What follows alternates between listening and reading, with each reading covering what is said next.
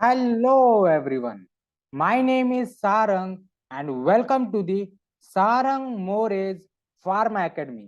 तो आज की वीडियो में हम कवर करने वाले हैं या फिर डिस्कस करने वाले हैं फार्मास्यूटिकल केमिस्ट्री का topical agent part 1 in the जोश सीरीज प्रिपरेशन विद इन। तो मैं फिर से इसके बारे में एक डिस्क्लेमर देना चाहूंगा, एक इंस्ट्रक्शन देना चाहूंगा कि ये सिर्फ एक रिवीजन वीडियो है, एक डिटेल लेक्चर नहीं है for the D pharmacy exit exam 2022। तो आगे बढ़ते हैं फर्स्ट स्लाइड के ऊपर। टॉपिकल एजेंट के डेफिनेशन हम देखने वाले हैं। Topical agents are the compound that acts locally on the skin and mucous membrane. Their action is different depending upon chemical properties and nature of compound.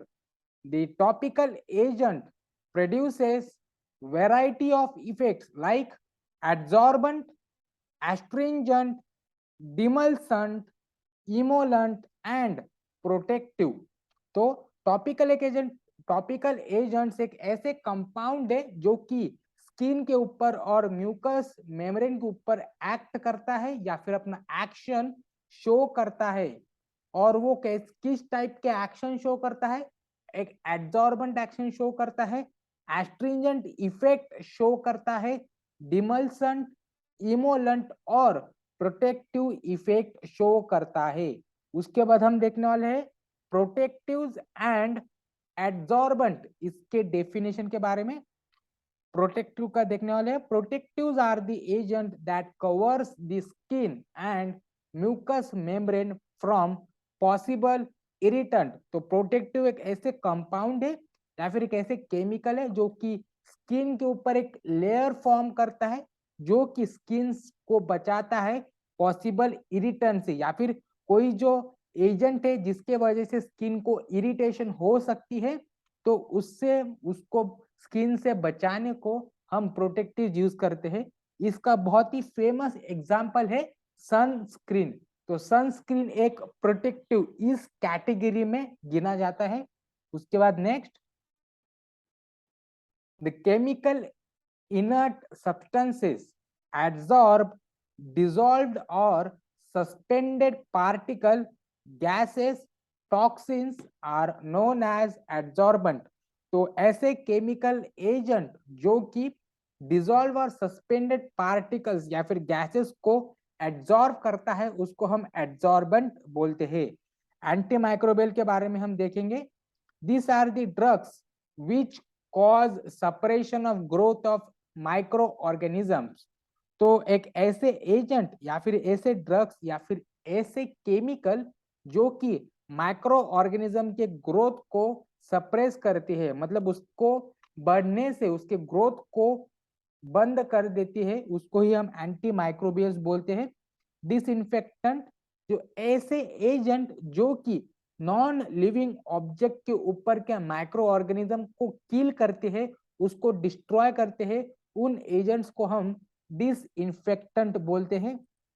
और antiseptic, जो living animals है या फिर लिविंग टिश्यूज है उसके ऊपर के जो माइक्रो ऑर्गेनिजम्स है उनको डिस्ट्रॉय करने का काम एंटीसेप्टिक करता है। तो डिसइंफेक्टेंट नॉन लिविंग ऑब्जेक्ट के ऊपर के माइक्रो ऑर्गेनिज्म को किल करता है, और एंटीसेप्टिक लिविंग टिश्यूज या फिर लिविंग ऑब्जेक्ट के ऊपर के माइक्रो ऑर्गेनिज्म को किल करता है। उसके बाद हम देखने वाले हैं sterilisation. It is the process of destroying all microorganism and their pathogenic product.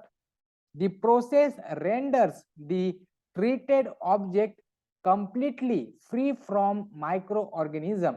तो स्टेरिलाइजेशन एक ऐसी प्रोसेस है जो कि माइक्रो ऑर्गेनिज्म के हर एक पैथोजेनिक प्रोडक्ट, मतलब उसके कौन से भी जो एग्जिस्टिंग प्रोडक्ट है या फिर एग्जिस्टिंग स्पीशीज है उनको भी किल करता है, और उस जो ऑब्जेक्ट है जिसके ऊपर स्टेरिलाइजेशन ये प्रोसेस परफॉर्म की गई है उसको माइक्रो ऑर्गेनिज्म फ्री बना देती है। तो नेक्स्ट, तो सबसे पहला है सिल्वर नाइट्रेट। इसका हम मोनोग्राफ पढ़ने वाले हैं। तो इस वीडियो लेक्चर में हम सिल्वर नाइट्रेट, क्लोरहेक्सिडिन ग्लूकोनेट और हाइड्रोजन पेरोक्साइड, इन तीन केमिकल या फिर इन तीन कंपाउंड के मोनोग्राफ्स पढ़ने वाले हैं। तो सिल्वर नाइट्रेट जो कि एक एंटीसेप्टिक है और माउथ वॉश में इसका यूज किया जाता है। तो उसका केमिकल फॉर्मूला है AgNO3 और उसको सिनोनियम या फिर उसका सेकेंड नेम है लूनार कॉस्टिक। तो सिल्वर नाइट्रेट को हम लूनार कॉस्टिक भी बोलते हैं। उसके फिजिकल प्रॉपर्टीज के बारे में हम देखेंगे। उसका अपीयरेंस कलरलेस क्रिस्टलाइन पाउडर है, ऑर्डरलेस है और उसकी टेस्ट मेटेलिक और बिटर है। बिटर मतलब कड़वी, कड़वी और मेटेलिक है, धातु के जैसा उसका स्वाद है। और उसकी सॉलिबिलिटी वो पानी में भी घुल सकता है और अल्कोहल में भी घुल सकता है। उसके बाद हम नेक्स्ट केमिकल प्रॉपर्टीज हम देखने वाले हैं।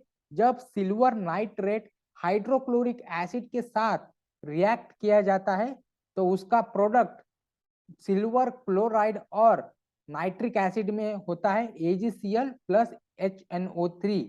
अगर सिल्वर नाइट्रेट को 440 डिग्री सेल्सियस के ऊपर हीट किया जाए तो उसका डीकम्पोजिशन होता है सिल्वर इस मेटेलिक फॉर्म में, नाइट्रोजन डाइऑक्साइड में और डाई ऑक्सीजन में। तो ये तीन कंपाउंड मिलाकर सिल्वर नाइट्रेट का गठन होता है या फिर फॉर्मेशन होता है। अगर सिल्वर नाइट्रेट का हम हीटेड किया जाए तो उसका डिस्कम्पोजिशन हो जाता है। अगर सिल्वर नाइट्रेट को हम सोडियम क्लोराइड के साथ रिएक्ट करें तो हमें प्रोडक्ट मिलता है सिल्वर क्लोराइड और सोडियम नाइट्राइट। उसके बाद नेक्स्ट स्टोरेज। तो सिल्वर नाइट्रेट को हम एयर टाइट कंटेनर में स्टोर करते हैं और जो बॉटल का कलर रहता है वो एम्बर कलर का रहता है in the cool and dark place. और उसके यूजेस है it is use in the mouthwash for to quit smoking, astringent की तरह इस्तेमाल करते हैं, एंटीसेप्टिक की तरह, और इरिटेंट प्रॉपर्टीज भी उसमें दर्शाए गए हैं। और साथ ही साथ जो गोनोकॉकल इन्फेक्शन है इन द इन्फेंट और बर्न कंडीशन में भी सिल्वर नाइट्रेट का इस्तेमाल किया जाता है।